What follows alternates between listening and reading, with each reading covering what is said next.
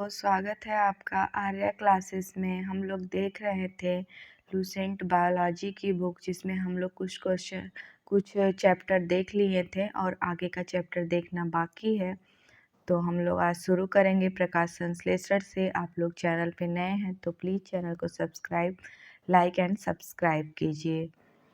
चलिए आप लोग अपना अच्छे से रिवीजन कीजिए। चलिए शुरू करते हैं क्लास। प्रकाश संश्लेषण, फोटोसिंथेसिस। फोटोसिंथेसिस के बारे में जानते हैं। पौधों में जल, प्रकाश, पर्णहरित तथा कार्बन डाइऑक्साइड की उपस्थिति में कार्बोहाइड्रेट के निर्माण को प्रकाश संश्लेषण कहते हैं। पौधों में जल, प्रकाश, पर्णहरित तथा कार्बन डाइऑक्साइड की उपस्थिति में कार्बोहाइड्रेट के निर्माण को प्रकाश संश्लेषण कहते हैं। रिएक्शन दिया हुआ है, याद करते हैं, इम्पॉर्टेंट रिएक्शन है। 6CO2 + 12H2O प्रकाश और क्लोरोफिल की सहायता से होगा। ग्लूकोज बनेगा C6H12O6 + 6H2O + 6O2 oxygen. Glucose जल और ऑक्सीजन बनेगा। ठीक है, आगे देखते हैं। प्रकाश संश्लेषण के लिए आवश्यक है कार्बन डाइऑक्साइड, पानी, क्लोरोफिल और सूर्य का प्रकाश। प्रकाश संश्लेषण के लिए क्या क्या आवश्यक है? कार्बन डाइऑक्साइड, जल, क्लोरोफिल और सूर्य का प्रकाश। क्या क्या ऑक्साइड है? Carbon dioxide. क्या क्या जरूरी है? कार्बन डाइऑक्साइड, पानी, क्लोरोफिल और सूर्य का प्रकाश। आगे देखते हैं हेडिंग। आगे देखते हैं अगला स्टेप। स्थलीय पौधे वायुमंडल से कार्बन डाइऑक्साइड लेते हैं, जबकि जलीय पौधे जल में घुली हुई कार्बन डाइऑक्साइड लेते हैं। पत्ती की कोशिकाओं में जल शिरा से परासरण ऑस्मोसिस द्वारा एवं कार्बन डाइऑक्साइड वायुमंडल से विसरण डिफ्यूजन द्वारा जाता है। प्रकाश संश्लेषण के लिए आवश्यक जल पौधों की जड़ों के द्वारा अवशोषित किया जाता है एवं प्रकाश संश्लेषण के दौरान निकलने वाला ऑक्सीजन इसी जल के अपघटन से प्राप्त होता है। क्लोरोफिल पत्तियों में हरे रंग का वर्णक है। क्लोरोफिल पत्तियों में हरे रंग का वर्णक है। इसके 4 घटक हैं: chlorophyll A, chlorophyll B, carotene तथा ज़ैंथोफिल। इनमें क्लोरोफिल ए एवं बी हरे रंग का होता है और ऊर्जा स्थानांतरित करता है। यह प्रकाश संश्लेषण का केंद्र होता है। क्लोरोफिल के बारे में बताया गया है, यह प्रकाश संश्लेषण का केंद्र होता है। क्लोरोफिल के केंद्र में मैग्नीशियम का एक परमाणु होता है। क्लोरोफिल के केंद्र में क्या होता है? मैग्नीशियम का एक परमाणु। क्लोरोफिल प्रकाश में बैंगनी, नीला तथा लाल रंग को ग्रहण करता है। प्रकाश संश्लेषण की दर लाल रंग के प्रकाश में सबसे अधिक एवं बैंगनी रंग के प्रकाश में सबसे कम होती है। प्रकाश संश्लेषण की दर लाल रंग के प्रकाश में सबसे अधिक तथा बैंगनी रंग के प्रकाश में सबसे कम होती है। लाल रंग में सबसे अधिक प्रकाश संश्लेषण होता है तथा बैंगनी रंग में सबसे कम प्रकाश संश्लेषण होता है। आगे चलते हैं। प्रकाश संश्लेषण की क्रिया एक उपचयन, ऑक्सीडेशन, अपचयन, रिडक्शन की अभिक्रिया है। प्रकाश संश्लेषण की क्रिया ऑक्सीडेशन एंड रिडक्शन की अभिक्रिया है। इसमें जल का उपचयन ऑक्सीजन के बनने में तथा कार्बन डाइऑक्साइड का अपचयन ग्लूकोज के निर्माण में होता है। आगे देखते हैं। प्रकाश संश्लेषण क्रिया की 2 अवस्थाएं होती हैं: प्रकाश रासायनिक क्रिया, फोटोकेमिकल रिएक्शन, रासायनिक प्रकाशहीन क्रिया, डार्क केमिकल रिएक्शन। प्रकाश संश्लेषण क्रिया की 2 अवस्था होती है। पहली होती है प्रकाश रासायनिक क्रिया, दूसरी होती है रासायनिक प्रकाशहीन क्रिया। पहला देखते हैं प्रकाश रासायनिक क्रिया। यह क्रिया क्लोरोफिल के ग्रैना भाग में संपन्न होती है। इसे हिल क्रिया, हिल रिएक्शन भी कहते हैं। इस प्रक्रिया में जल का अपघटन होकर हाइड्रोजन आयन तथा इलेक्ट्रॉन बनता है। जल के अपघटन के लिए ऊर्जा प्रकाश से मिलती है। इस प्रक्रिया के अंत में ऊर्जा के रूप में ATP व NADPH निकलता है, जो रासायनिक प्रकाशहीन प्रतिक्रिया संचालित करने में मदद करता है। दूसरा देखते हैं, रासायनिक प्रकाशहीन अभिक्रिया। यह क्रिया क्लोरोफिल के स्ट्रोमा में होती है। यह क्रिया क्लोरोफिल के स्ट्रोमा में होती है। इस क्रिया में कार्बन डाइऑक्साइड का अपचयन होकर शर्करा एवं स्टार्च बनता है। ठीक है, प्रकाश संश्लेषण देख लिया हम लोगों ने। अब आगे दिया है पादप हार्मोन। पादप हार्मोन्स के बारे में देखते हैं। पादप हार्मोन, पौधों में निम्न प्रकार के हार्मोन्स पाए जाते हैं। ऑक्सिन्स, पहला ऑक्सिन्स। ऑक्सिन्स की खोज सन 1880 में डार्विन ने की थी। यह पौधे की वृद्धि को नियंत्रित करने वाला हार्मोन है। ऑक्सिन क्या है? पौधे की वृद्धि को नियंत्रित करने वाला हार्मोन है। इसका निर्माण पौधे के ऊपरी हिस्सों में होता है। इसके प्रमुख कार्य हैं। ऑक्सिन के प्रमुख कार्य क्या क्या हैं? इसके कारण पौधों में शीर्ष की प्रमुखता हो जाती है और पार्श्वीय कक्षी कलिकाओं की वृद्धि रुक जाती है। यह पत्तियों का विलयन रोकता है। यह खरपतवार को नष्ट कर देता है। इसके द्वारा अनिषेक फल प्राप्त किए जाते हैं। यह फलों को गिरने से बचाता है। फलों को गिरने से कौन बचाता है? ऑक्सिन्स। दूसरा है जिब्रेलिन्स। इसकी खोज जापानी वैज्ञानिक कुरोसावा ने 1926 ईस्वी में की थी। जिब्रेलिन्स की खोज कौन से साइंटिस्ट ने किया था? कुरोसावा ने 1926 ईस्वी में। जिब्रेलिन की खोज कुरोसावा ने 1926 में किया था। यह बौने पौधे को लंबा कर देता है। कौन? जिब्रेलिन्स बौने पौधे को लंबा कर देता है। यह फूल बनने में मदद करता है। यह बीजों की प्रसुप्ति भंग कर उनको अंकुरित होने के लिए प्रेरित करते हैं। ये काष्ठी पौधों में एधा कैम्बियम की सक्रियता को बढ़ाते हैं। इसके छिड़काव द्वारा बृहत्तर आकार के फल तथा फूलों का उत्पादन किया जा सकता है। जिब्रेलिन्स कवक से निकाले जाते हैं। पहला हम लोगों ने ऑक्सिन देखा, दूसरा जिब्रेलिन देखा। अब साइटोकाइनिन के बारे में देखते हैं। इसकी खोज मिलर ने 1955 ईस्वी में की थी। साइटोकाइनिन की खोज मिलर ने 1955 ईस्वी में की थी, परंतु इसका नामकरण लिथाम ने किया। यह प्राकृतिक रूप से ऑक्सिन के साथ मिलकर काम करते हैं। यह ऑक्सिन्स की उपस्थिति में कोशिका विभाजन और विकास में मदद करता है। यह जीर्णता को रोकता है। साइटोकाइनिन यह RNA एवं प्रोटीन बनाने में सहायक है। कौन? साइटोकाइनिन। यह बौने पौधों को लंबा करने के लिए प्रयोग किया जाता है।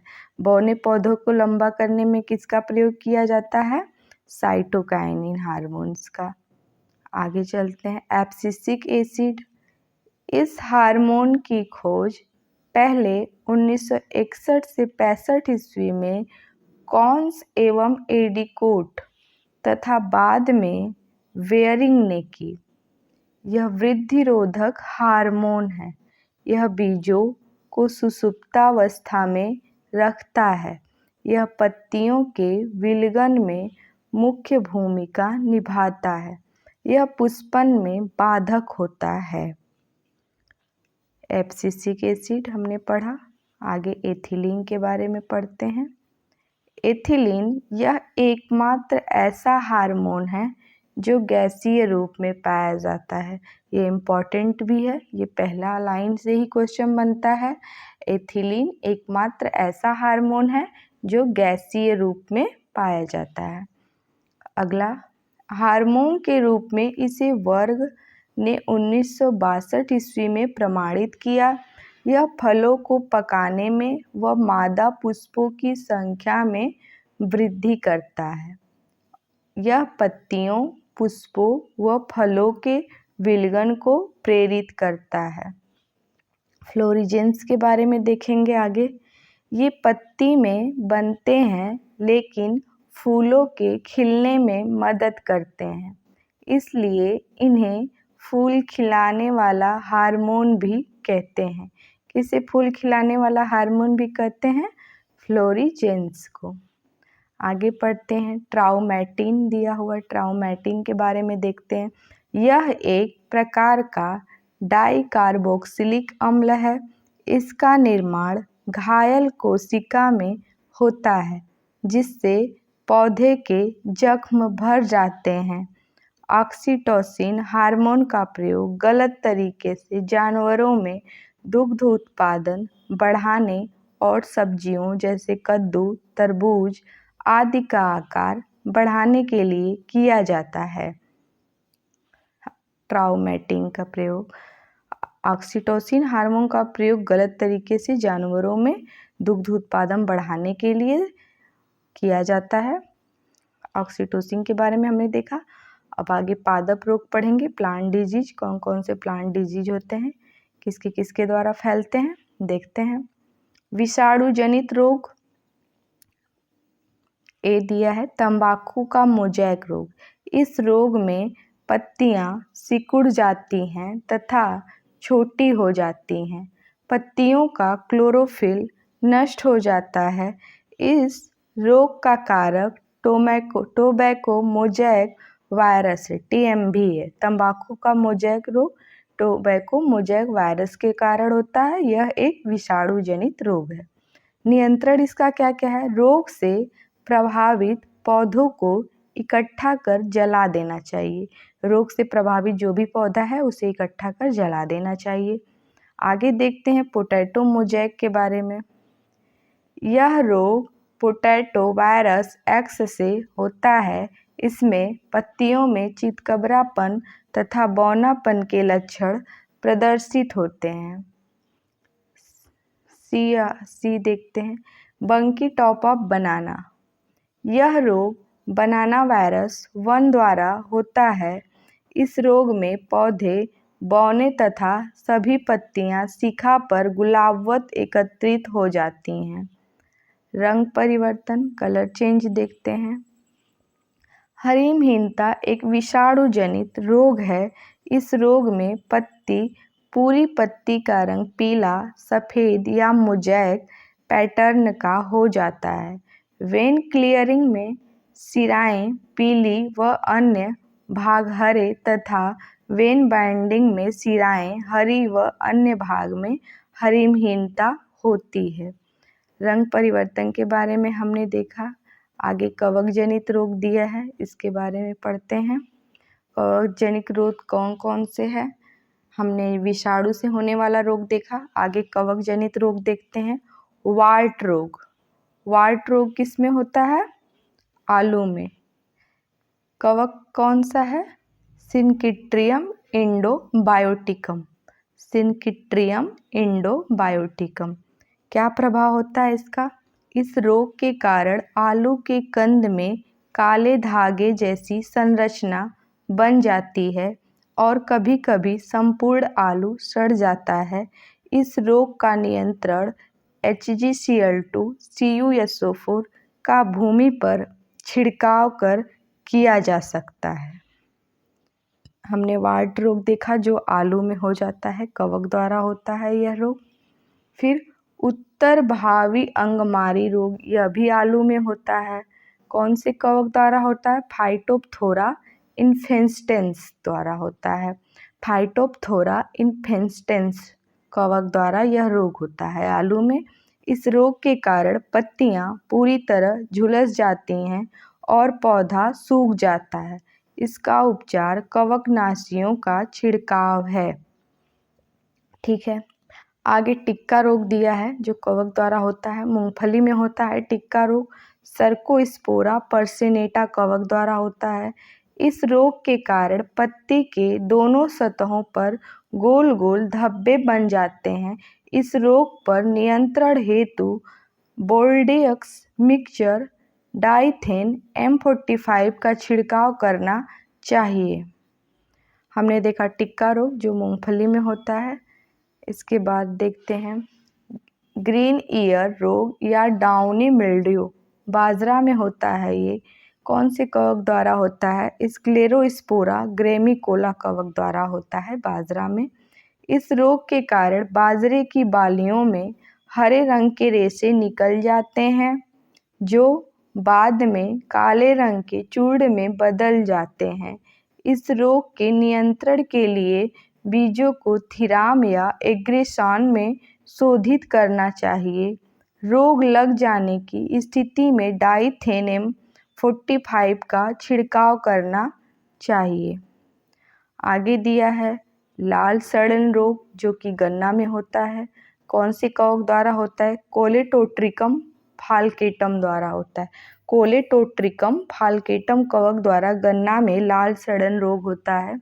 इस रोग के कारण गन्ने के तने व पत्तियों में लाल धारियां हो जाती हैं। गन्ने के रस में से शराब जैसी गंध आती है। आगे देखते हैं किट्टू रोग गेहूं में होता है। किट्ट रोग या किट्टू रोग कौन से कवक द्वारा होता है? पक्सिनिया ग्रैमिनीस ट्रिटिकी कवक द्वारा। पक्सिनिया ग्रैमिनीस ट्रिटिकी कवक द्वारा गेहूं में किट्ट रोग होता है। इस रोग में पौधों की पत्तियों तथा तनों पर लाल भूरे रंग का धब्बा बन जाता है जो दिखने में जंग जैसा लगता है। नियंत्रण के लिए कवकनाशी का छिड़काव करना चाहिए। इस रोग के नियंत्रण हेतु डॉक्टर केसी मेहता ने महत्वपूर्ण कार्य किया है। आगे देखते हैं ढीला कंड रोग गेहूं में होता है। अस्टिलागोनुडा ट्रिटिकी कवक द्वारा। इस रोग के कारण गेहूं की बालियों में काली के समान पाउडर जैसा पदार्थ भर जाता है। इस रोग का संक्रमण बीज के द्वारा होता है। नियंत्रण के लिए वीटावेक्स बेनलेट और कार्बोक्सिन जैसे कवकनाशी का प्रयोग करना चाहिए। आगे इरगॉट बाजरा में होता है। क्लेविसेप्स माइक्रोसेफेला द्वारा होता है। स्मट रोग बाजरा में होता है। टोलियोस्पोरियम कवक द्वारा होता है। टोलियोस्पोरियम कवक द्वारा होता है। झुलसा रोग अरहर में होता है। फ्यूजेरियम ऑक्सीस्पोरियम कवक द्वारा होता है। इरगट रोग राई में होता है। क्लेविसेप्स पर्प्यूरिया द्वारा होता है। ये कवक जनित रोग थे जो कवक द्वारा फैलते हैं। कौन से कवक द्वारा कौन से रोग फैलते हैं ये हमने बता दिया आपको। आप लोग रिवीजन कीजिएगा। किसी किसी एग्जाम्स में 1 नंबर का क्वेश्चन यहाँ से बन जाता है। जीवाणु द्वारा फैलने वाले रोग, विषाणु द्वारा फैलने वाले रोग, कवक द्वारा फैलने वाले रोग। तो यहाँ से डायरेक्ट क्वेश्चन एक आ जाता है। तो आप लोग इसका अच्छे से रिवीजन कर लीजिएगा। आप लोग जिस भी एग्जाम्स की तैयारी कर रहे हैं, एसएससी, रेलवे या बिहार के किसी एग्जाम के लिए, बिहार दरोगा, बीपीएससी, एईडीओ, बीएसएससी, सीजीएल 4 का तैयारी कर रहे हैं, तो लूसेंट की बुक है जो फैक्चुअल बुक होती है, ये सभी एग्जाम्स में बहुत इंपॉर्टेंट होती है। यहाँ के फैक्ट डायरेक्ट क्वेश्चन एग्ज़ाम में पूछे जाते हैं। आप लोग अच्छे से पढ़िए, बार बार पढ़िए, एक ही बुक को कई बार रिवीजन कीजिए, आपका बहुत अच्छा तैयारी हो जाएगा। चलिए आगे बढ़ते हैं। जीवाणु जनित रोग देखते हैं। बैक्टीरियल डिजीज, आलू का सैथिल रोग, विल्ट डिजीज ऑफ पोटैटो, इसको रिंग रोग के नाम से भी जानते हैं क्योंकि जाइलम पर भूरा रिंग बन जाता है। इस रोग का कारक स्यूडोमोनास सोलेनिसिएरम नामक जीवाणु है। इस रोग में पौधे का संवहन तंत्र प्रभावित होता है। आलू के सैथिल रोग जो जीवाणु द्वारा होता है, इसमें पौधे का संवहन तंत्र प्रभावित होता है। आगे कौन सा डिजीज दिया है? Black arm of cotton. इस रोग का कारक जैंथोमोनास नामक जीवाणु है। इस रोग में पत्ती पर छोटी सी जलाद्र संरचना भूरा रंग हो जाती है। आगे धान का अंगमारी रोग, बैक्टीरियल ब्लाइट ऑफ राइस। यह रोग जैंथोमोनास ओराइजी नामक जीवाणु से होता है। इसमें पत्तियों की एक या दोनों सतहों पर पीला हरा स्पॉट दिखाई देता है। ये कौन सा रोग है? धान का अंगमारी रोग। आगे दिया है साइट्रस कैंकर रोग। इस रोग का कारक जैंथोमोनास एक्सोनोपोडिस नामक जीवाणु है। इसकी उत्पत्ति चीन में हुई थी। नींबू, संतरे एवं अंगूर की पत्तियों, शाखाएं, फल सभी इस रोग से प्रभावित होते हैं। आगे दिया है गेहूं का टुंडू रोग। इस रोग का कारक कोरिनोबैक्टीरियम ट्रिटिकी नामक जीवाणु तथा एंजुइना ट्रिटिकी नामक नोमेटोड है। इस रोग में पत्तियों के नीचे का भाग मुरझाकर मुड़ जाता है। करनाल बंट भी गेहूं की एक बीमारी है। करनाल बंट भी गेहूं की एक बीमारी है। आगे हेडिंग है तत्वों की कमी से उत्पन्न रोग। किस तत्व की कमी से कौन सा रोग होता है? यहाँ पे चार्ट में दिया हुआ है, चलिए देखते हैं। रोग कौन सा? आम एवं बैगन में लिटिल लीफ रोग होता है। किस तत्व की कमी से होता है? जस्ता की कमी से। नींबू का डाईबैक रोग तांबा की कमी से होता है। नींबू में लिटिल लीफ रोग तांबा की कमी से होता है। फूल गोभी में ब्राउनिंग रोग बोरॉन की कमी से होता है। मटर में मार्स रोग मैग्नीज की कमी से होता है। लीची में पत्ती जलना पोटेशियम की कमी से होता है। धान में खैरा रोग जस्ता की कमी से होता है। आलू का ब्लैक हट रोग भंडारण में ऑक्सीजन की कमी से होता है। आंवले में निक्रोसिस रोग बोरॉन की कमी से होता है। सलजम में वाटर कोर रोग मैग्नीज की कमी से होता है। गाजर में कोटर स्पॉट रोग कैल्शियम की कमी से होता है। मक्का में वाइट बर्ड रोग जस्ता की कमी से होता है। चुकंदर में हट रॉट रोग बोरॉन की कमी से होता है। तो पौधों में किस तत्व की कमी से क्या रोग होता है, ये आपने देखा। आगे चलते हैं। वनस्पति शास्त्र से संबंधित कुछ अन्य महत्वपूर्ण तथ्य देखते हैं। कुछ इम्पॉर्टेंट फैक्ट्स दिए गए हैं, इन्हें देखते हैं। लौंग फूल की कली से प्राप्त होती है। बहुत इम्पॉर्टेंट क्वेश्चन है, बहुत सारे लोग इसमें गलती कर देते हैं। बहुत इजी क्वेश्चन है लेकिन गलती हो जाता है क्योंकि हम ध्यान से नहीं पढ़े रहते हैं। लौंग फूल की कली से प्राप्त होता है। यही पूछ देता है लौंग क्या है, कली है, पुष्प है, तो ये फूल की कली से प्राप्त होता है। आगे देखते हैं। केसर मसाला बनाने में पौधे का वर्तिकाग्र भाग काम में लाया जाता है। यहाँ बहुत इंपॉर्टेंट ये फैक्ट्स दिए गए हैं, आप लोग बिल्कुल एक एक फैक्ट्स याद कर लीजिएगा यहाँ से। केसर मसाला बनाने में पौधे का वर्तिकाग्र स्टिग्मा भाग काम में लाया जाता है। हेरोइन अफीम पोस्ता से प्राप्त होती है। एजोला नामक जलीय फर्न को धान के खेतों में जैव उर्वरक के रूप में प्रयुक्त किया जाता है क्योंकि इसमें नाइट्रोजन स्थिरीकरण की क्षमता होती है। जीवित जीवाश्म देखते हैं। वे जीव जो आज से लाखों वर्ष पहले इसी पृथ्वी पर उत्पन्न होकर किसी प्रकार के प्राकृतिक परिवर्तनों से अप्रभावित रहकर आज भी पृथ्वी पर पाए जाते हैं, जीवित जीवाश्म कहलाते हैं। जीवित जीवाश्म का पाया जाना यह प्रमाणीकरण करता है कि जैव विकास हुआ है। उदाहरण जिंको वृक्ष, cyanobacteria, fern, red panda, koala, aardvark, लेरोमोट बिल्ली, सीलाकेंथ आदि। आगे देखते हैं। पपीता एक लिंगी पुष्प वाला पादप है। पपीता एक लिंगी पुष्प वाला पादप है। कुनैन सिनकोना पादप के छाल से प्राप्त होता है। कुनैन सिनकोना पादप के छाल से प्राप्त होता है। पत्ती के लाल, नारंगी तथा पीला रंग कैरोटीनॉइड के कारण होता है।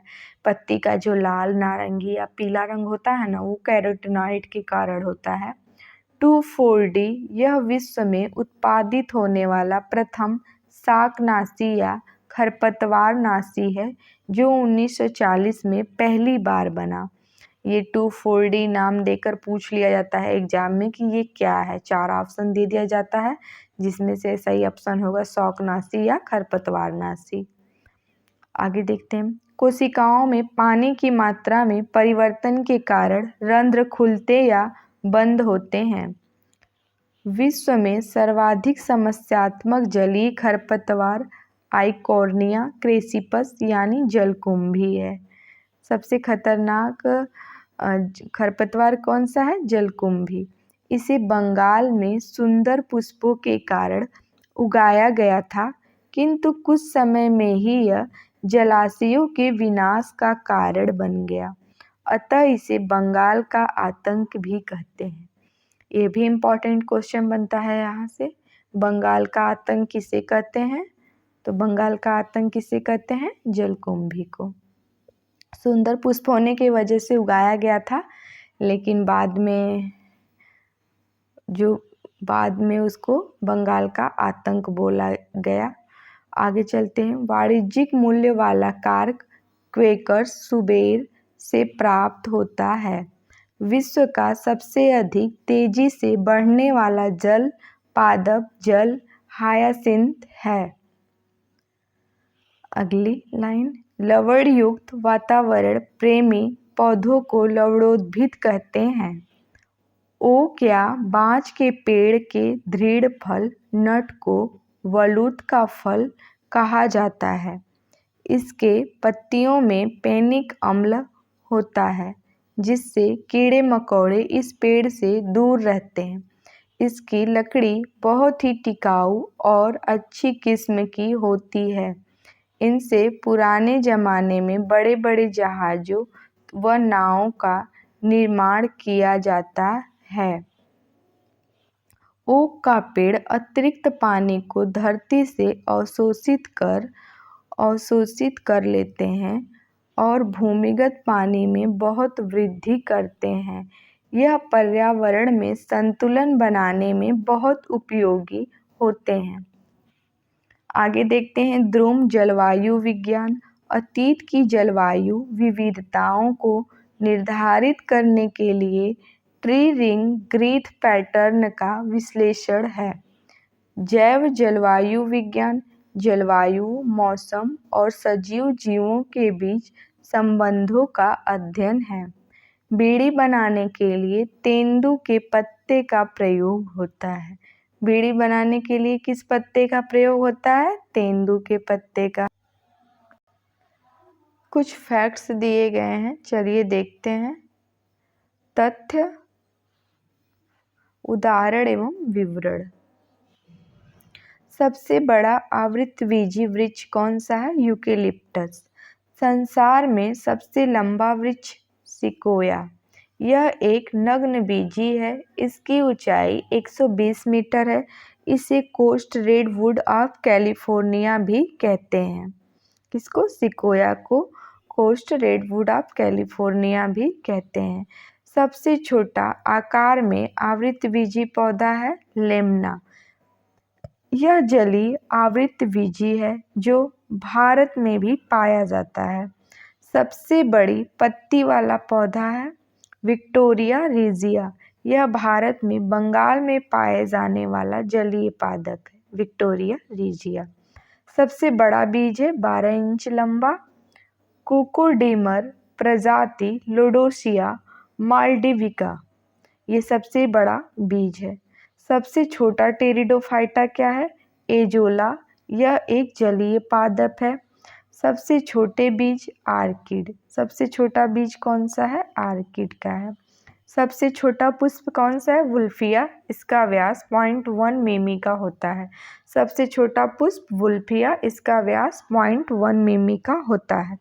सबसे बड़ा पुष्प रेफ्लेसिया आर्नोल्डाई। इसका व्यास होता है 1 मीटर तथा भार होता है 8 किग्रा हो सकता है। यह वाइटिस की जड़ पर परजीवी है। सबसे बड़ा पुष्प का क्या नाम है? रेफ्लेसिया आर्नोल्डाई। ये सभी फैक्ट्स इम्पॉर्टेंट है। ये जितना भी लूसेंट में जितने भी फैक्ट्स पिंक बॉक्स में दिए हैं ना, ये बहुत इम्पॉर्टेंट है। आप लोग लूसेंट को 2-3 बार पढ़िएगा, उसके बाद जब आप लोग को बहुत सारी चीज़ें याद हो जाए, समझ में आ जाए, तो एक बार सिर्फ लूसेंट में ये जो पिंक बॉक्स में दिया है ना, सिर्फ इसका रिविज़न कीजिएगा, इसको पढ़िएगा, क्योंकि यहाँ से फैक्चुअल चीज़ें, छोटी छोटी चीज़ें फैक्चुअल दी हुई हैं जो बार बार हमें भूल जाता है। चलिए आगे देखते हैं। सबसे छोटा आवृतबीजी आर्सीथोबियम, यह एक द्विबीजपत्री है जो नग्न बीजियों के तने पर पूर्ण परजीवी है। सबसे बड़ा नर युग्म साइकस, यह एक नग्न बीजी पादप है। सबसे बड़ा बीजांड साइकस। जीवित जीवाश्म साइकस। सबसे छोटा गुणसूत्र शैवाल में पाया जाता है। सबसे लंबा गुणसूत्र ट्राइलियम में। सबसे ज़्यादा गुणसूत्र वाला पौधा कौन सा है? ओफियोग्लासम फर्न है, जिसके डिप्लॉयड कोशिका में 1266 गुणसूत्र होते हैं। सबसे कम गुणसूत्र वाला पादप हैप्लोपोपस ग्रेसिलिस। सबसे छोटा नग्नबीजी पादप जेमिया पिग्मिया। सबसे भारी काष्ठ वाला पौधा हार्डविचिया बाइनेका। सबसे हल्की काष्ठ वाला पौधा ओक्रोमा लेगोपस। सबसे छोटी कोशिका माइकोप्लाज्मा गैलीसेप्टिकम। टेनिस गेंद जैसा फल केंत। जंगल की आग ढाक को कहते हैं। जंगल की आग किसको कहते हैं? ढाक। आगे देखते हैं। कॉफ़ी देने वाला पौधा कोफिया अरेबिका, इसमें कैफीन होती है। कोको देने वाला पौधा थियोब्रोमा केको, इसमें थियोब्रोमीन व कैफीन होती है। अफीम देने वाला पौधा पोपी पेपावर सोमनीफेरम, इसमें मॉर्फिन होती है। एक नोट दिया हुआ है। सबसे ज़्यादा पुराना ओक का पेड़ मेंडीविले लुइसियाना में स्थित है, जो 1500 वर्ष पुराना है। हम वनस्पति विज्ञान देख रहे थे। अब देखते हैं प्राणी विज्ञान। वनस्पति विज्ञान देख चुके हैं हम लोग, अब प्राणी विज्ञान देखेंगे। प्राणी विज्ञान से संबंधित जो भी इम्पोर्टेंट चीज़ें दी हुई हैं उसे देखते हैं। प्राणी विज्ञान, इसके अंतर्गत जंतुओं में तथा उनके कार्यकलापों का अध्ययन किया जाता है। जंतुओं तथा उनके कार्यकलापों का अध्ययन किया जाता है प्राणी विज्ञान में। जंतु जगत का वर्गीकरण देखते हैं, क्लासिफिकेशन ऑफ एनिमल किंगडम। संसार के समस्त जंतु जगत को 2 उपजगत में विभक्त किया गया है। एक कोश की प्राणी, बहुकोश की प्राणी। एक कोश की प्राणी एक ही संघ प्रोटोजोआ में रखे गए, जबकि बहुकोश की प्राणियों को 9 संघों में विभाजित किया गया। एक कोश की प्राणी को एक ही संघ प्रोटोजोआ में रखा गया, जबकि बहुकोश की प्राणियों को 9 संघों में विभाजित किया गया है। आगे स्टोरर व यूसिंजर के अनुसार जंतुओं का वर्गीकरण देखते हैं। संघ प्रोटोजोआ। प्रोटोजोआ के प्रमुख लक्षण देखते हैं। नंबर 1, इसका शरीर केवल एक कोश की होता है। इनमें जीवद्रव्य में एक या अनेक केंद्रक पाए जाते हैं। प्रोटोजोआ में प्रचलन पादाभों, पश्मों या कशाभों द्वारा होता है। स्वतंत्र जीवी एवं परजीवी दोनों प्रकार के होते हैं। सभी जैविक क्रियाएं भोजन, पाचन, श्वसन, उत्सर्जन, जनन एक कोश की शरीर के अंदर होती है। ये हम प्रोटोजोआ के प्रमुख लक्षण पढ़ रहे हैं। श्वसन एवं उत्सर्जन कोशिका की सतह से विसरण के द्वारा होते हैं। प्रोटोजोआ एंटमीबा हिस्टोलिटिका का संक्रमण मनुष्य में 30 से 40 वर्षों के लिए बना रहता है। हमने प्रोटोजोआ देखा, अब देखेंगे संघ पोरीफेरा के बारे में। इस संघ के सभी जंतु खारे जल में पाए जाते हैं। इस संघ के सभी जंतु खारे जल में पाए जाते हैं। इनके प्रमुख लक्षण को देखेंगे। ये बहुकोश की जंतु हैं, परंतु कोशिकाएं नियमित ऊतकों का निर्माण नहीं करती हैं। शरीर पर असंख्य छिद्र ऑस्टिया पाए जाते हैं। शरीर में एक गुहा पाई जाती है, जिसे स्पंज गुहा कहते हैं। उदाहरण क्या क्या है? साइकन, मायोनिया, स्पंज आदि। साइकन, मायोनिया, स्पंज आदि। संघ सिलेंट्रेटा, इसके प्रमुख लक्षण क्या क्या हैं? प्राणी जलीय द्विस्तरीय होते हैं। मुख के चारों ओर कुछ धागे की तरह संरचनाएं पाई जाती हैं जो भोजन आदि पकड़ने में मदद करती है। उदाहरण क्या क्या है? हाइड्रा, जेलीफिश, सी एनीमोन, मूंगा। संघ प्लेटीहेल्मिन्थेस देखते हैं। प्रमुख लक्षण क्या क्या है? 3 स्तरीय शरीर परंतु देह गुहा नहीं होती है। पृष्ठ आधार तल से चपटा शरीर, पाचन तंत्र विकसित नहीं होता है प्लेटीहेल्मिन्थेस में। उत्सर्जन फ्लेम कोशिकाओं द्वारा होती है। ज्वाला सेल्स पाई जाती हैं किसमें? प्लेटीहेल्मिन्थेस में। कंकाल, श्वसन अंग, परिवहन अंग आदि नहीं होते हैं। उभयलिंगी जंतु है। प्लेटीहेल्मिन्थेस क्या है? उभयलिंगी जंतु है। उदाहरण प्लेनेरिया, लीवर, फ्लूक, फीताकृमि। इसमें जो वो एग्जाम्पल दिया हुआ है ना, वो इम्पॉर्टेंट है। एग्जाम्पल दे के पूछ लिया जाता है ये किस संघ का है, तो आप लोग इसको ध्यान रखिए। आगे देखते हैं संघ एस्केहेल्मिन्थेस। इसका प्रमुख लक्षण क्या क्या है? लंबे बेलनाकार अखंडित कृमि, शरीर द्विपार्श्वसम्मित त्रिस्तरीय। आहार नाल स्पष्ट होती है एस्केहेल्मिन्थेस में, जिसमें मुख तथा गुदा दोनों ही होते हैं। परिवहन अंग तथा श्वसन अंग नहीं होते हैं, परंतु तंत्रिका तंत्र विकसित होता है। उत्सर्जन प्रोटोनेफ्रिडिया द्वारा होता है। एस्केहेल्मिन्थेस एक लिंगी होते हैं। उदाहरण क्या क्या दिया है? गोल कृमि जैसे एस्केरिस, थ्रेडवर्म, वुचरेरिया, इसके द्वारा फाइलेरिया होता है। इसके द्वारा फाइलेरिया होता है। आगे नोट दिया है एक, देखते हैं। एंट्रोबियस, पिनवर्म, थ्रेडवर्म मुख्यतः छोटे बच्चों की गुदा में पाए जाते हैं। इससे बच्चों को काफ़ी चुनचुनाहट होती है, भूख कम लगती है और उल्टियाँ भी होती हैं। कुछ बच्चे रात में बिस्तर पर पेशाब कर देते हैं। आगे चलते हैं, संघ एनीलिडा देखते हैं।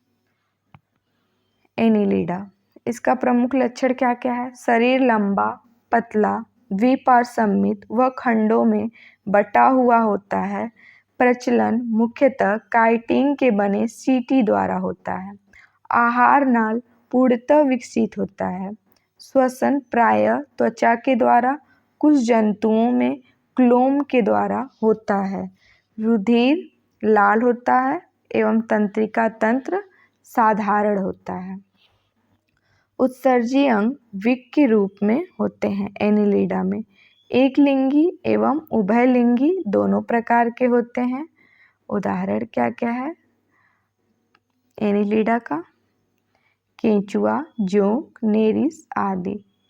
केंचुआ, जोंक, नेरिस आदि। एनीलिडा हो गया। अब इसका नोट जो दिया है देखते हैं। केंचुए में 4 जोड़ी हृदय होते हैं, नेत्र नहीं होते हैं। ये इम्पॉर्टेंट है। केंचुए में 4 जोड़ी हृदय होते हैं, नेत्र नहीं होते हैं। इसके जीवद्रव्य में हीमोग्लोबिन का विलय हो जाता है। यह लाल रक्त कणिका विहीन जीव है। आगे आर्थ्रोपोडा, जो कि सबसे बड़ा संघ है। आर्थ्रोपोडा, इसका प्रमुख लक्षण शरीर 3 भागों में विभक्त होता है, सिर, वक्ष एवं उदर। इनके पाद संधि युक्त होते हैं। रुधिर परिसंचरी तंत्र खुले प्रकार का होता है। इनकी देह गुहा हीमोसिल कहलाती है। ट्रैकिया, गिल्स, बुक, लंग्स, सामान्य सतह आदि श्वसन अंग है। यह प्रायः एक लिंगी होते हैं एवं निषेचन शरीर के अंदर होता है। आर्थ्रोपोडा में निषेचन शरीर के अंदर होता है। उदाहरण क्या क्या है आर्थ्रोपोडा का? तिलचट्टा, झींगा मछली, केकड़ा, खटमल, मक्खी, मच्छर, मधुमक्खी, टिड्डी आदि। हमने देखा आर्थ्रोपोडा। आगे देखते हैं। कीटों में 6 पाद एवं 4 पंख होते हैं। कॉकरोच के हृदय में 13 कक्ष होते हैं। चींटी एक सामाजिक जंतु है जो श्रम विभाजन प्रदर्शित करती है। दीमक भी एक सामाजिक कीट है जो निवाह कॉलोनी में रहती है। मधुमक्खी अपने सगे संबंधियों को अपने खाद्य के स्रोत की दिशा और दूरी इंगित करने के लिए दोलन नृत्य वैगल डांस करता है। आगे संघ इकाइनोडर्मेटा। हमने आर्थ्रोपोडा देखा, अब हम इकाइनोडर्मेटा के बारे में पढ़ेंगे। इसका लक्षण क्या क्या है? इस संघ के सभी जंतु समुद्री होते हैं। जल संवहन तंत्र पाया जाता है। प्रचलन भोजन ग्रहण करने हेतु नालपाद होते हैं जो संवेदी अंग का कार्य करते हैं। तंत्रिका तंत्र में मस्तिष्क विकसित नहीं होता है। पुनरुत्पादन की विशेष क्षमता होती है। उदाहरण क्या क्या है? Sailfish, crayfish, silver fish, star fish, hag fish, razor fish, brittle star आदि।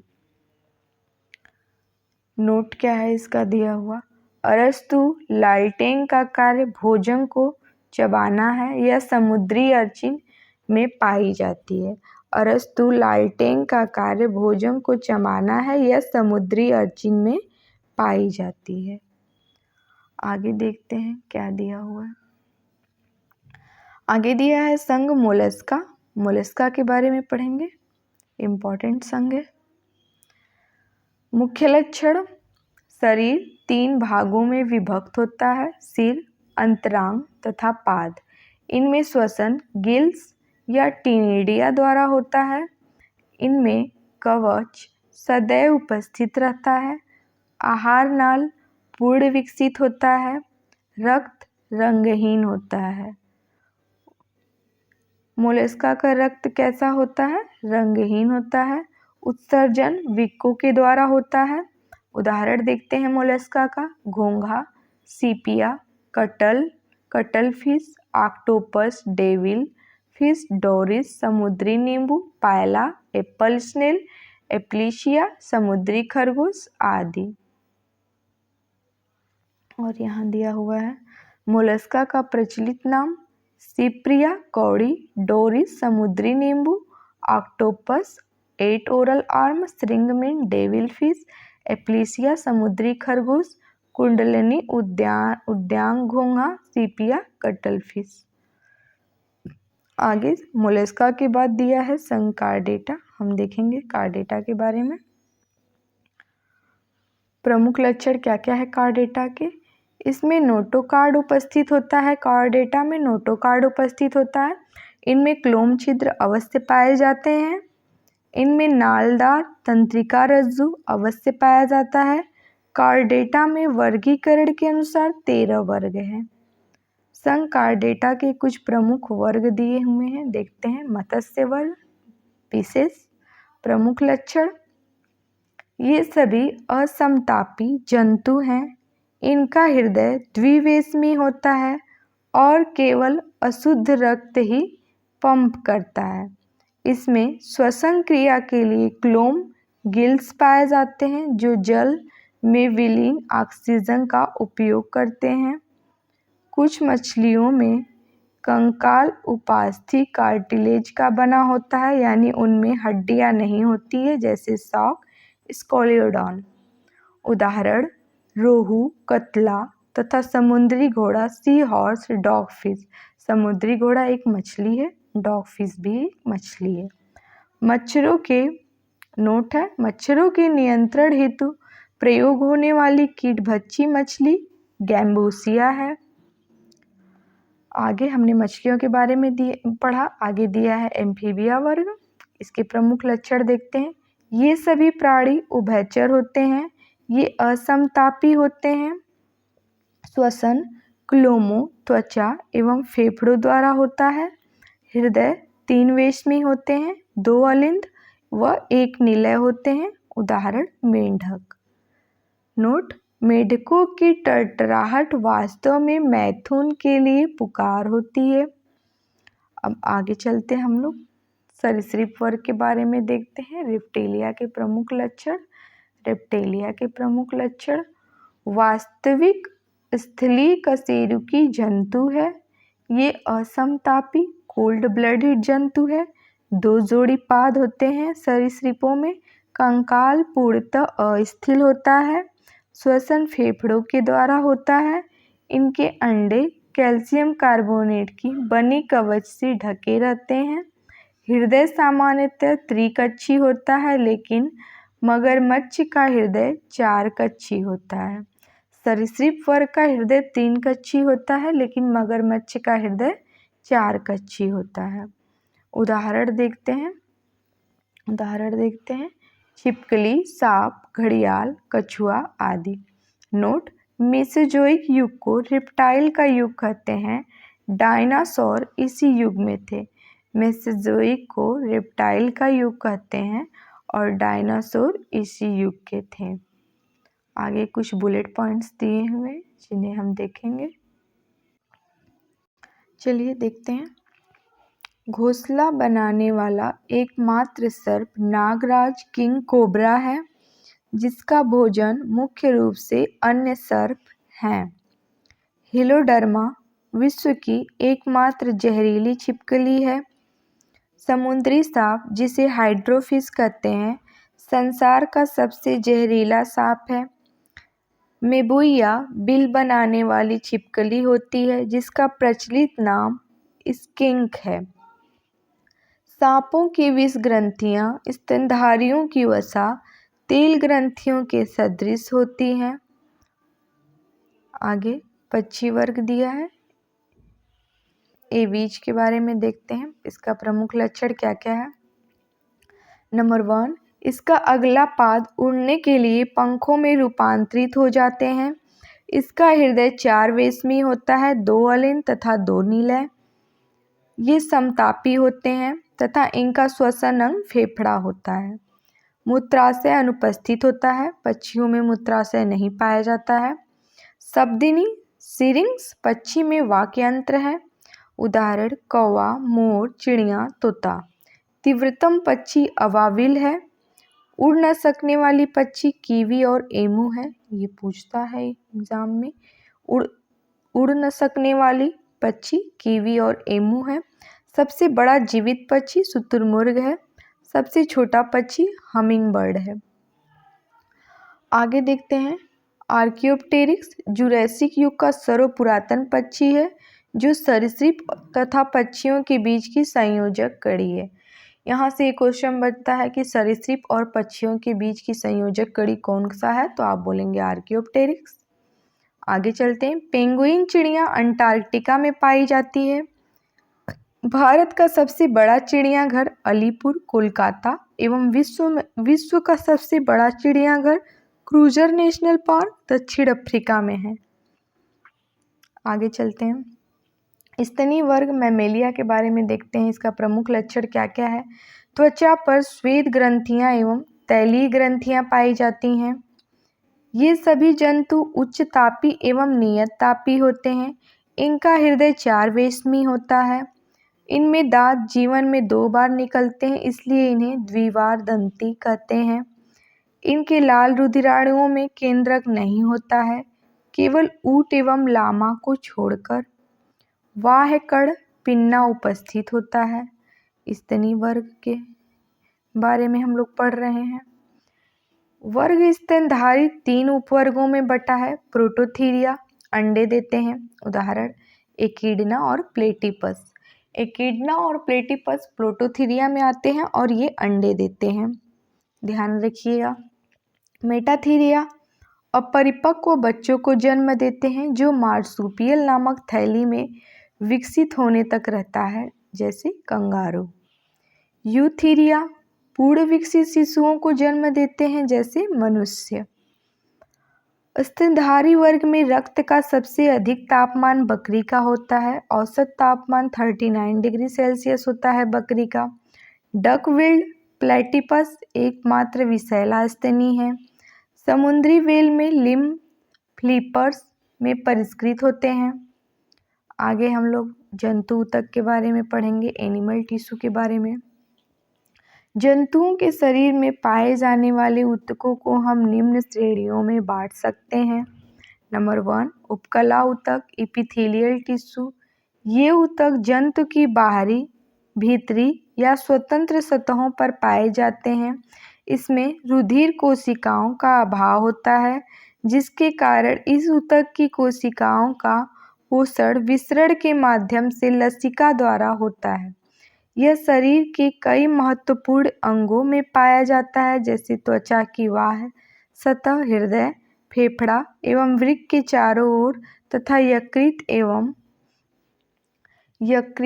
एवं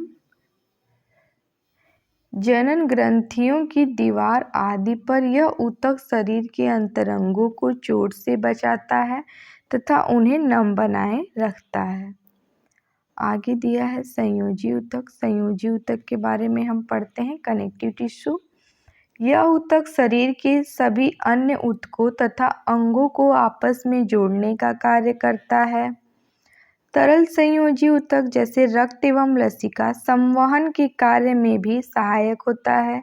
यह ऊतक शरीर के तापक्रम को नियंत्रित करता है तथा मृत कोशिकाओं को नष्ट करके मृत ऊतकों एवं कोशिकाओं की पूर्ति करता है। नाभि रज्जु प्रौढ़ संयोजी ऊतक है। प्राणियों में एडिपोसाइट संयोजी ऊतक में वसा संग्रहित होती है। एडिपोसाइट संयोजी ऊतक में वसा संग्रहित होती है। आगे पेशी ऊतक दिया है, मसल टिश्यू। इसे देखते हैं। इसे संकुचनशील ऊतक, कॉन्ट्रैक्टाइल टिश्यू के नाम से भी जाना जाता है।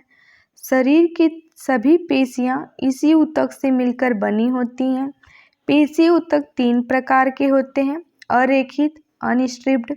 यह पेशी ऊतक उन अंगों की दीवारों पर पाया जाता है जो अनैच्छिक रूप से गति करते हैं, जैसे आहार नाल, मलाशय, मूत्राशय, रक्तवाहिनियां आदि। अरेखित पेशियां उन सभी अंगों की गतियों को नियंत्रित करती हैं जो स्वमेव गति करते हैं। हमने देखा अरेखित पेशी के बारे में। अब पढ़ेंगे रेखित पेशी, स्ट्रिप्ड। ये पेशियां शरीर के उन भागों में पाई जाती हैं जो इच्छानुसार गति करती हैं। प्रायः इन पेशियों के एक या दोनों सिरे रूपांतरित होकर टेंडन के रूप में अस्थियों से जुड़े होते हैं। ये रेखित पेशी के बारे में हमने देखा। अब हम पढ़ेंगे हृदयक पेशी, कार्डियक के बारे में। हृदयक पेशी, कार्डियक के बारे में देखते हैं क्या दिया है। ये पेशियां केवल हृदय की दीवारों में पाई जाती हैं। हृदय की गति इन्हीं पेशियों के कारण होती है, जो बिना रुके जीवन पर्यंत गति करती हैं। संरचना की दृष्टि से यह रेखित पेशी ऊतक से मिलती जुलती है। मानव शरीर में मांसपेशियों की संख्या 639 होती है। मानव शरीर की सबसे बड़ी मांसपेशी ग्लूटियस मैक्सिमस कुल्ला की मांसपेशी है। मानव शरीर की सबसे छोटी मांसपेशी स्टेपिडियस है। आगे तंत्रिका ऊतक, नर्व टिश्यू दिया हुआ है, देखते हैं। इसे चेतना ऊतक भी कहते हैं। जीवों का तंत्रिका तंत्र इन्हीं ऊतकों का बना होता है। यह 2 विशिष्ट प्रकार की कोशिकाओं का बना होता है, तंत्रिका कोशिका या न्यूरॉन्स और न्यूरोग्लिया। यह ऊतक शरीर में होने वाली सभी अनैच्छिक एवं ऐच्छिक क्रियाओं को नियंत्रित करता है। न्यूरोग्लिया कोशिकाएं मस्तिष्क की गुहा को आस्तरित करती है। छोटा सा नोट दिया है, देखते हैं। जन्म के बाद मानव के तंत्रिका ऊतक में कोशिका विभाजन नहीं होता है। ठीक है, आगे चलते हैं। मानव रक्त के बारे में पढ़ते हैं, ह्यूमन ब्लड के बारे में। रक्त एक तरल संयोजी ऊतक है। ब्लड क्या है? एक कनेक्टिव टिश्यू है। रक्त एक तरल संयोजी ऊतक है। मानव शरीर में रक्त की मात्रा शरीर के भार का लगभग 7% होती है। रक्त एक क्षारीय विलयन है जिसका pH मान 7.4 होता है एक वयस्क मनुष्य में औसतन 5 से 6 लीटर रक्त होता है। महिलाओं में पुरुषों की तुलना में आधा लीटर रक्त कम होता है। नोट दिया हुआ है, देखते हैं। मानव रक्त में सोडियम की मात्रा असामान्य रूप से घटने को हाइपोनेट्रीमिया और पोटेशियम की कमी को हाइपोकैलिमिया कहते हैं। पोटेशियम सोडियम के स्तर को नियंत्रित करता है। रक्त में 2 प्रकार के पदार्थ पाए जाते हैं, प्लाज्मा, रुधिराणु। प्लाज्मा के बारे में देखते हैं। यह रक्त का अजीवित तरल भाग होता है। रक्त का लगभग 60% भाग प्लाज्मा होता है। इसका 90% भाग जल, 7% प्रोटीन, 0.9% लवण और 0.1% ग्लूकोज होता है। शेष पदार्थ बहुत कम मात्रा में होता है। प्लाज्मा के कार्य: पचे हुए भोजन एवं हार्मोन का शरीर में संवहन प्लाज्मा के द्वारा ही होता है। सीरम के बारे में देखते हैं।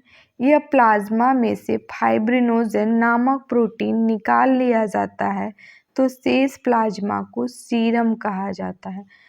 प्लाज्मा में से फाइब्रिनोजन नामक सीरम को निकाल लिया जाता है, फाइब्रिनोजन नामक प्रोटीन को निकाल लिया जाता है तो जो शेष प्लाज्मा बनता है उसे सीरम बोलते हैं।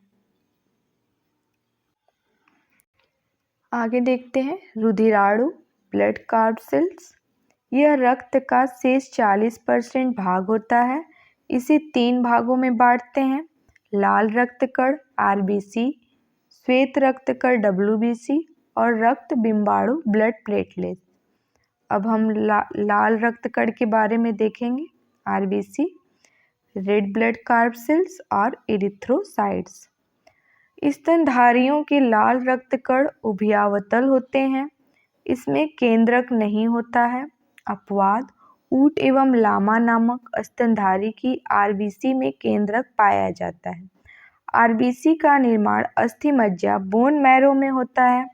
Protein, iron, vitamin B12, folic अम्ल RBC के निर्माण में सहायक होते हैं। नोट क्या दिया है?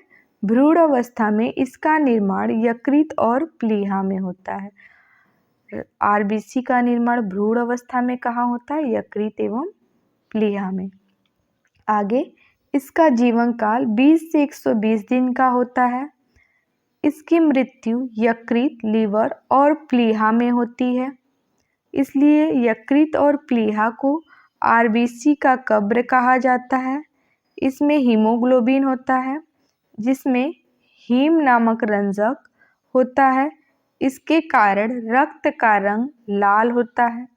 ग्लोबिन लौह युक्त प्रोटीन है जो ऑक्सीजन एवं कार्बन डाइऑक्साइड से संयोग करने की क्षमता रखता है। हीमोग्लोबिन में पाए जाने वाला लौह यौगिक हीमेटिन है। आगे देखते हैं RBC के मुख्य कार्य क्या क्या हैं। शरीर की हर कोशिका में ऑक्सीजन पहुंचाना एवं कार्बन डाइऑक्साइड को वापस लाना है। हीमोग्लोबिन की मात्रा कम होने पर रक्तक्षीणता एनीमिया रोग हो जाता है।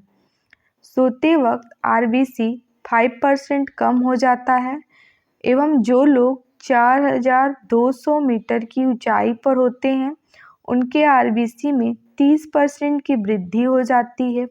RBC की संख्या हीमोसाइटोमीटर से ज्ञात की जाती है।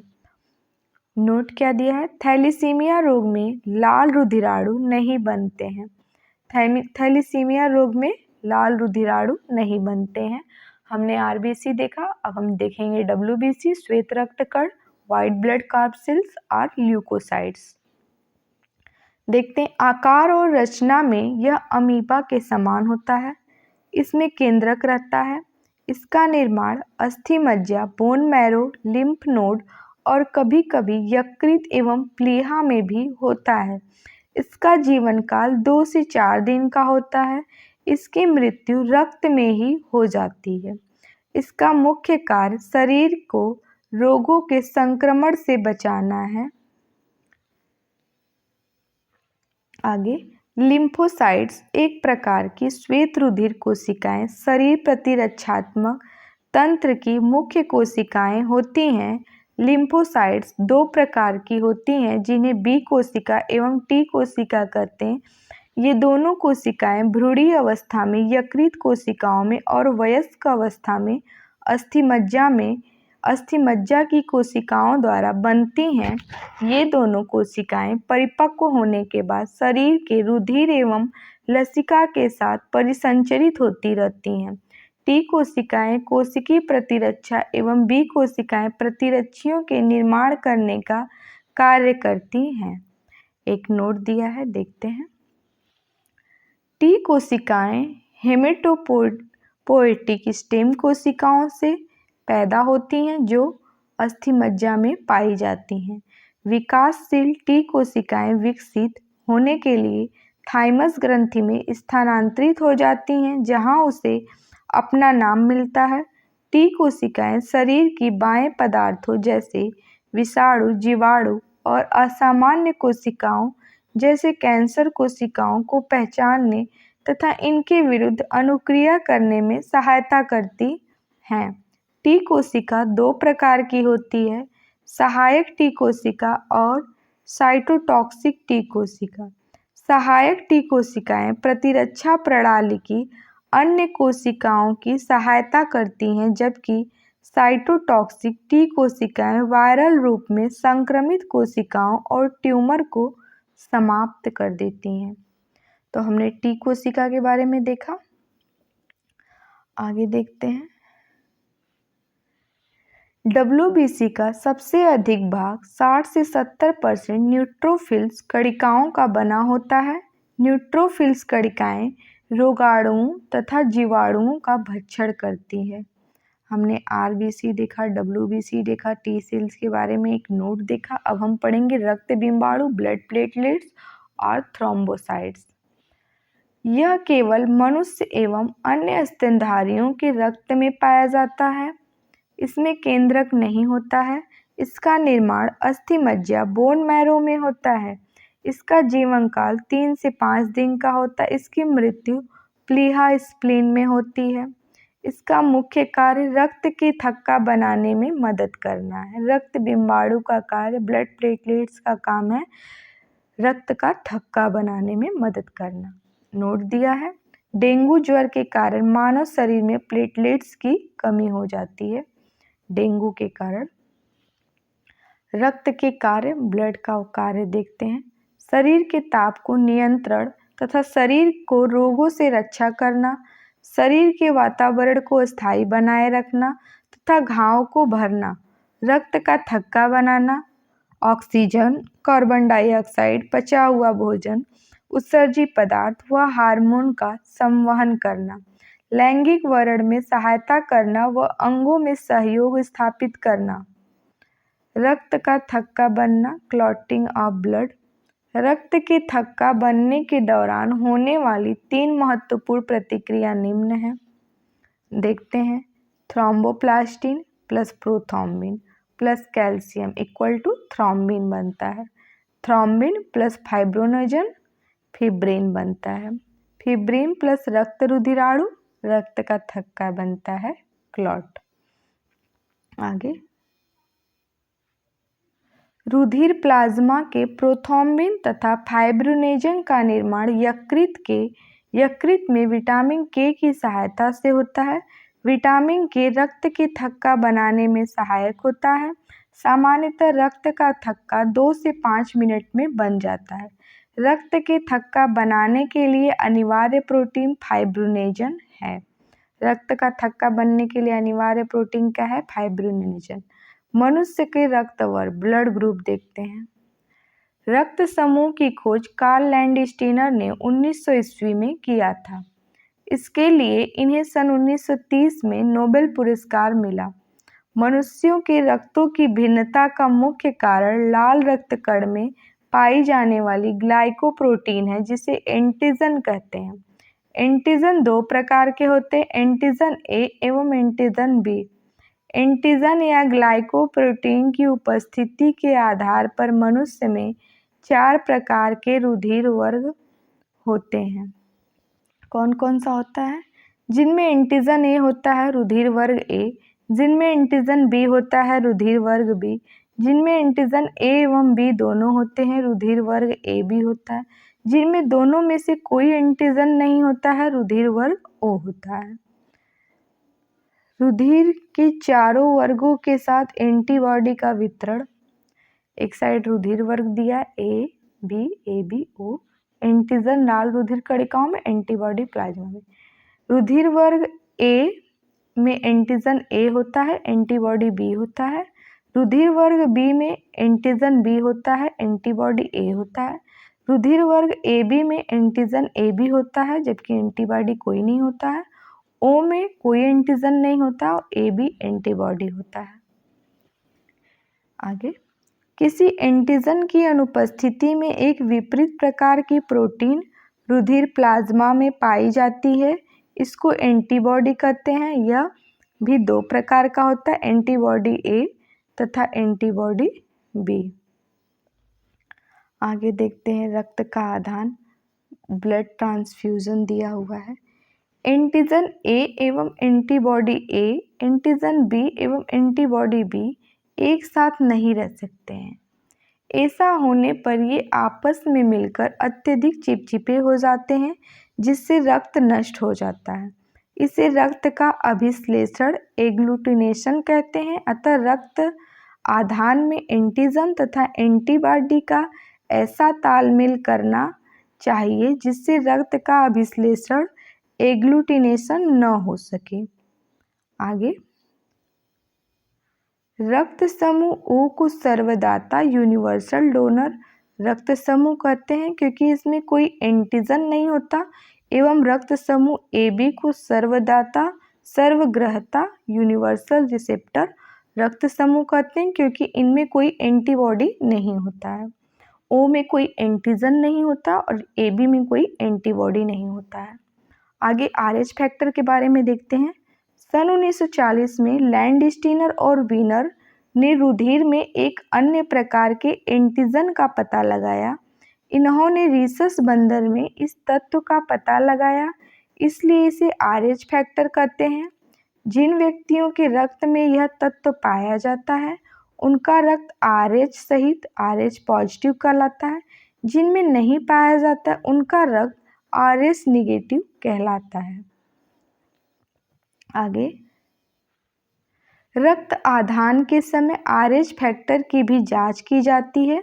आरएच पॉजिटिव को आरएच पॉजिटिव का रक्त, आरएच निगेटिव को आरएच निगेटिव का ही रक्त दिया जाता है। यदि आरएच पॉजिटिव रक्त वर्ग का रक्त आरएच निगेटिव रक्त वर्ग वाले व्यक्ति को दिया जाता तो प्रथम बार कम मात्रा होने के कारण कोई प्रभाव नहीं पड़ता, किंतु जब दूसरी बार इस प्रकार का रक्तादान किया गया तो अभिश्लेषण एग्लूटिनेशन के कारण आरएच माइनस वाले व्यक्ति की मृत्यु हो जाती है। तो इसका भी चेक करा लेना चाहिए ब्लड देने से पहले या ब्लड लेने से पहले। एरिथ्रोब्लास्टिक फिटेलिस, यदि पिता का रक्त आरएच पॉजिटिव हो तथा माता का रक्त आरएच निगेटिव हो तो जन्म लेने वाले शिशु की जन्म से पहले गर्भावस्था में या जन्म के तुरंत बाद मृत्यु हो जाती है। ऐसा प्रथम संतान के बाद की संतान होने पर होता है एरिथ्रोब्लास्टोसिस फिटेलिस। आगे चार्ट दिया है। माता पिता के रक्त समूह के आधार पर बच्चों में संभावित रक्त समूह, माता पिता का रक्त समूह दिया है, बच्चों में संभावित रक्त समूह, बच्चों में असंभावित रक्त समूह। यदि माता और पिता का रक्त समूह ओ होगा तो बच्चों में ओ हो सकता है, ए बी या ए बी नहीं हो सकता है। अगर माता पिता का ब्लड ग्रुप ओ या ए है तो बच्चों में ओ या ए हो सकता है लेकिन बी या ए बी नहीं हो सकता है। माता पिता का ओ या बी होगा तो बच्चों में ओ बी हो सकता है, लेकिन ए बी नहीं हो सकता है। माता पिता में ओ या ए बी होगा तो बच्चों में ए बी हो सकता है, ओ और ए बी नहीं हो सकता है। ए माता पिता में होता है, हो सकता हो तो बच्चों में ए या ओ आ सकता है, बी ए बी नहीं आएगा। अगर माता पिता का ए बी हो तो बच्चों में ओ ए बी आ सकता है, लेकिन ऐसा कोई नहीं जो नहीं आएगा, दोनों सब आ सकता है। और अगर माता पिता का ए या ए बी हो तो बच्चों में ए बी आ सकता है, ओ नहीं आ सकता है। बी भी हो अगर माता पिता का तो बी या ओ आ सकता है, ए या ए बी नहीं आ सकता है। अगर बी या ए बी हो तो ए आ सकता है, बी आ सकता है, ए बी आ सकता है, लेकिन ओ नहीं आ सकता है। अगर माता पिता का ए बी या ए बी हो तो ए आ सकता है, बी आ सकता है, ए बी आ सकता है, लेकिन ओ नहीं आ सकता है। तो हमने आपको ब्लड ग्रुप के बारे में बताया। अब आगे